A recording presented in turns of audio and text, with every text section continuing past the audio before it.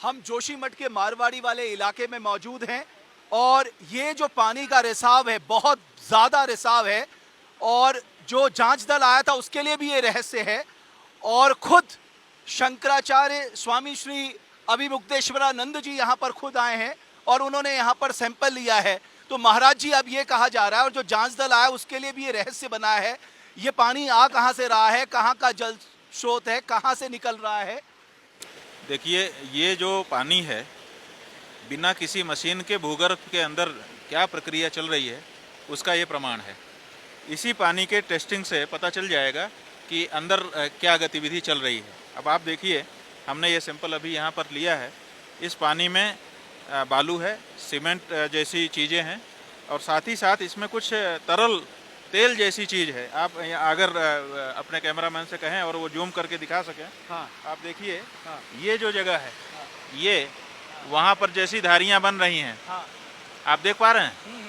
तो वो बता रहा है कि इसमें कोई केमिकल जैसी चीज़ आ रही है, तेल जैसी चीज़ आ रही है। हाँ, तो वो कहाँ से आ रही है। हाँ, तो ये सब परीक्षण करने के बाद ही पता चलेगा कि ये भूगर्भ में कौन सी गतिविधि हो रही है और कहाँ का ये पानी है। शंकरा जी, जैसा कि ये कहा जा रहा था कि ये जोशीमठ में सीवर लाइन सही नहीं है, लोग अपने घरों का सीवर धरती में डालते हैं, वही इकट्ठा होकर के बाहर निकल रहा है। एक तो इतने लंबे समय से इतनी तेज़ धार निकल रही है, इतना सारा सीवर कहीं एक जगह पर इकट्ठा हो ऐसा संभव नहीं है।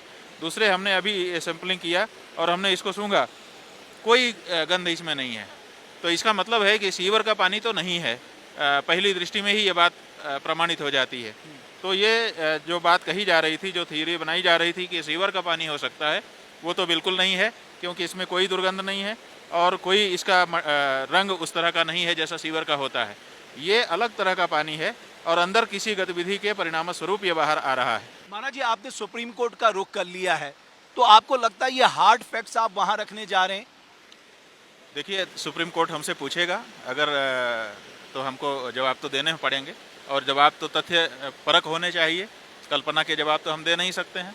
तो ऐसी परिस्थिति में सब चीज़ों को जांच परख करके ही, इसीलिए हम स्वयं सब चीज़ों को देख समझ रहे हैं और वहाँ पर रखने का प्रयास हम करेंगे।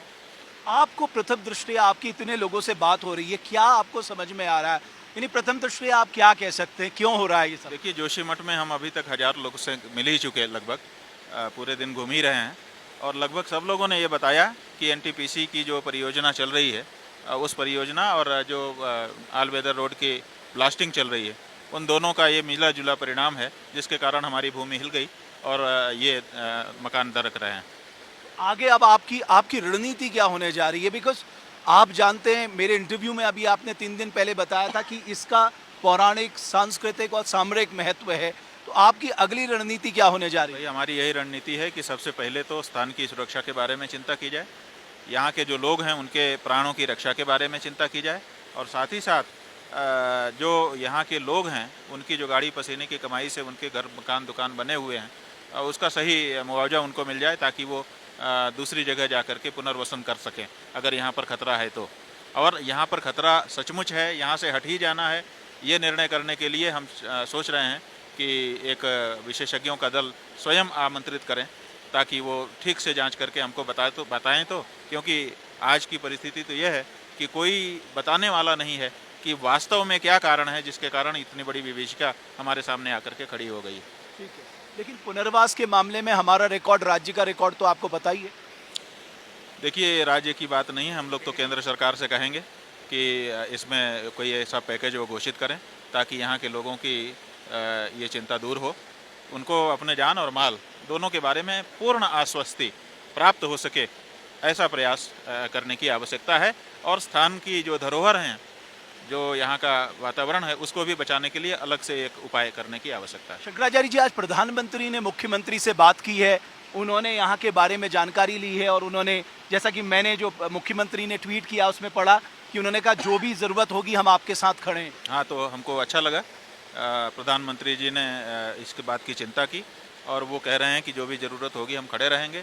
तो इसी की आवश्यकता है और ये जो तीनों चीज़ें हमने आपको बताई हम उनके सामने भी रखेंगे और चाहेंगे कि लोगों की चिंता को दूर किया जाए और स्थान की रक्षा हो सके। और ये सैंपल आप जांच के लिए भेजने वाले हैं? ये हम बिल्कुल लेबोरेटरी में भेजेंगे, हाँ। ये सैंपलिंग कर ली है। ठीक है, मैं आपको बताऊं शंकराचार्य स्वामी श्री अभिमुक्तेश्वरानंद जी यहाँ पर मारवाड़ी इलाके में जो पानी का रिसाव हो रहा है वहाँ पर खुद यहाँ पर अभी देखने आए थे। उन्होंने ये पानी का सैंपल लिया है। उनका कहना है कि वो खुद इस सैंपल को भेजेंगे क्योंकि कुछ तरल नुमा पदार्थ भी यहाँ पर दिखाई दे रहा है और ये कहाँ से निकल रहा है, क्यों निकल रहा है, इसकी जांच बहुत ज़रूरी है। बहुत आभार आपका शंकराचार्य जी।